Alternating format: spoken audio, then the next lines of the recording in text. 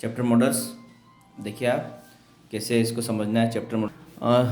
देखिए आप इसको नोट करें। जैसे मैंने O2 का बताया, O2 चल रहा है, जैसे कि शुड और O2 सेम ही है। और कंटिन्यूस में the use of O2 continuous में क्या करता है, पॉसिबिलिटी दर्शाता है, पॉजिटिव संभावना।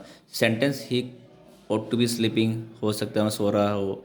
तो O2 भी वेटिंग हो सकता है, इंतजार कर रही हो।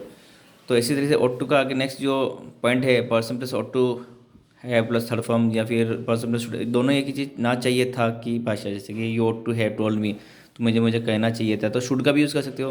He ought to have work hard, that ought to have won the match. इसी तरीके से आप ये समझें, पर्सन प्लस ought टू भी, जैसे कि noun, pronoun, adjective, article, determinant, preposition, conjunction.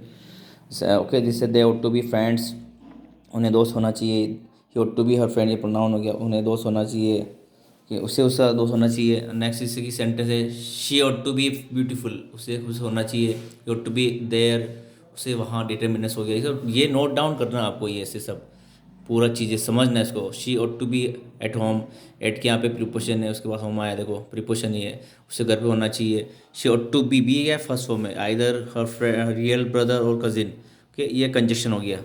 और जैसे next, person ought to have, noun, pronoun, adjective, ये भी मतलब हैव का अर्थ है ना, व्यक्ति के पास कुछ होना। जैसे कि he ought to have money, उसके पास पैसे होने चाहिए। He ought to have her address, ये ना प्रोनाउन हो गया। He ought to have honesty, यहाँ पे एग्जेक्टिव, उसमें मदर होनी चाहिए। He ought to have a daughter, you ought to have a daughter, तुम्हारे एक बेटी होनी चाहिए। ओके, सेंटेंस ऐसे समझना आपको। नेक्स्ट, जैसे कि subject ought to be plus third form by plus object, ये पैसिव है। You ought to marry her, तो उसका पैसिव क्या है, she ought to be made by you, passive mode है इसका, ठीक है। ये active, you ought to quit smoking, smoking ought to be quit by you, quit की थर्ड फॉर्म क्विट ही होती है, सेकंड क्विटेड होती है। ओके, और नेक्स्ट जैसे ought to have been plus ये by plus third form by plus object, ये पैसिव है इसका।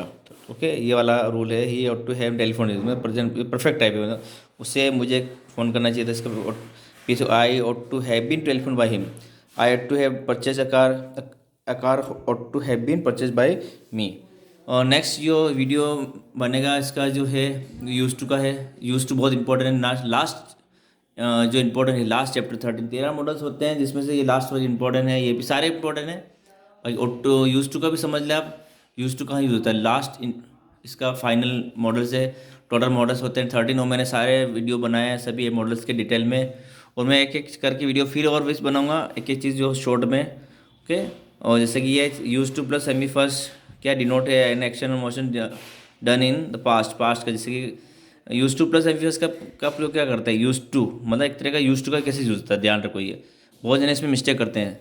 जे का प्रयोग तब क्या, जब हम कोई भी कार्य क्रिया पूर्व में करते थे, किया करते थे, हुआ करता था, तो का वर्णन करना हो तो ऐसे, पास्ट की हैबिट के लिए, पास्ट की बात के लिए, था, करता था, ये हुआ करता था, ऐसे था आता है था। तो ये बहुत जने इसमें मिस्टेक करते हैं, इसको क्या करते थे वो, एक तरह से कंटिन्यूस, पास्ट कंटिन्यू बनाते हैं, तो वो गलत है। यूज टू में यूज़ होता है ये, ठीक है।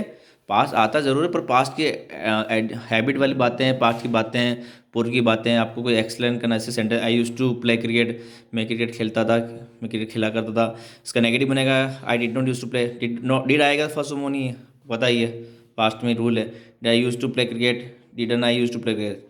Okay, he use to love her, उससे प्यार करता था, किया करता था, मोहब्बत करता था, जो भी है। सो इसका सेंटेंस, जिससे he did not use to negative interrogative से बनेगा।